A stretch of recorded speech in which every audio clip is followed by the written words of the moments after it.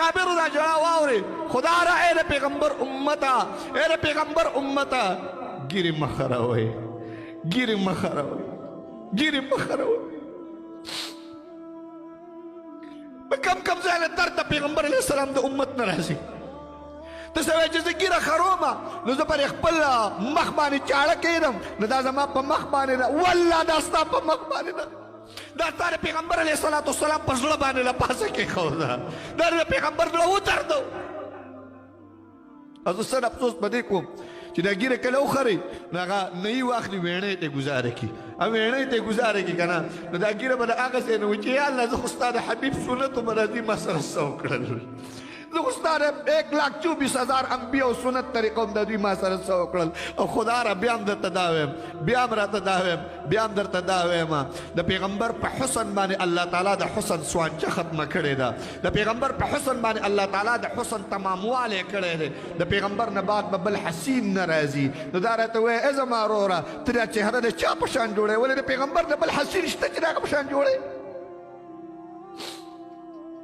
د پیغمبر نه بل ښکلی شته چې د هغه په شان جوړی ولې د پیغمبر علیه السلام د سنتو مذاق وړاوې ولې د پیغمبر علیه السلام د سنتو پورې خنداګانې او ټوکې کوي خدا را د پیغمبر علیه السلام سنت پرېږدئ ما خدا را د پیغمبر سنتو سره مینه وکړئ خدا را پیغمبر علیه السلام له درد مه ورکوئ خدا را ای امتي پیغمبر په مینه باندې واخله پیغمبر په محبت باندې واخله نو عرض مې دا کو محترمه عزیزه چې د قرآن مینه د قرآن محبت دا چې قدر زر زرګر شناسه قدر جوهر جوهري دا قدر خو هغوی ته معلومه قدر عزت خو هغوی ته معلومه عبدالرحمن طارق چې وکتل اوهو دا وګوره جي نو طالبانو قدر داو د طالبانو عزت داو د طالبانو وقار داو د طالبانو عظمت داو د طالبانو اوچتوالی داو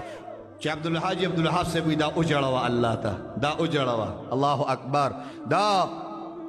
اکوړي مفتی فرید باباجي صاحب نور الله مرقده یو ورځ درسګاه ته راننوتو درسګاه کې طالبانو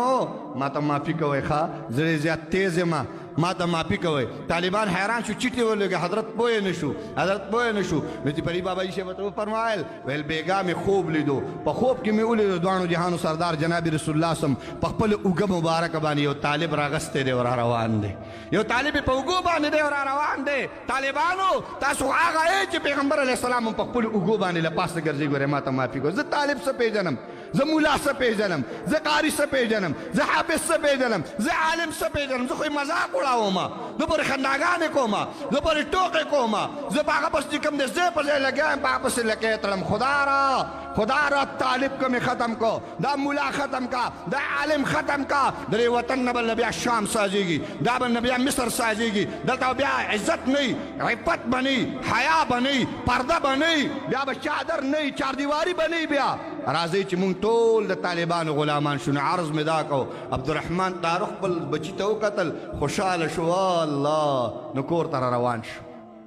چې کور ته روان شو په کور کله نتو نو بیبي په انتظار باندې ناستو بیبي په انتظار باندې ناستو چې کله دی کور ته راننوتو بیبي ورته هغه ځای نه چې کوم دی په ړومبي قدم باندې اواز وکړو و زما خاونده تا ویل 10,000 دیناره دې څه کړل تا ویل هغه 10,000 روپۍ دې څه کړلې هغه 10,000 روپۍ پیسې دې څه کړلې و زما خاونده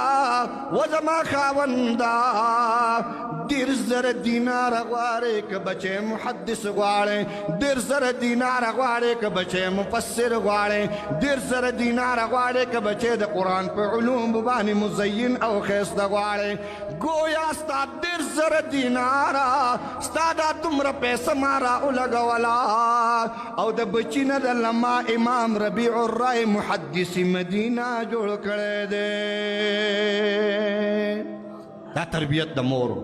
دا تربیت د پلارو دا تربیت د خاندانو چې بچی نه محدث ساز کو د بچی نه عالم ساز کو د بچی نه مفسر ساز کو بچی نه چې کوم دی الله د دین شهدا او فدا ساز کو راځئ محترمه عزیزه دنیا نه تګ والی ما ہوتا دنیا پرې ښودلي والی ما ہوتا خاورو له تګ والی ما ہوتا د حشر میدان به لګېږي د محشر په میدان د الله مخې ته ودرېدلي ما ہوتا د ما ستا ژوند لږ دی 80 کالو 63 کالو والی به څه زندګي راځئ چې ټول په ټوله د قرآن قرآن غلامان شو د قرآن غلامان کېږو به انشاءالله د قرآن غلامان کېږو به انشاءالله ابه څوک چې یو بچی به چې کم دی عالم جوړوي انشاءالله یو به ټول مزدوري م کوئ عالم به جوړوئ انشاءالله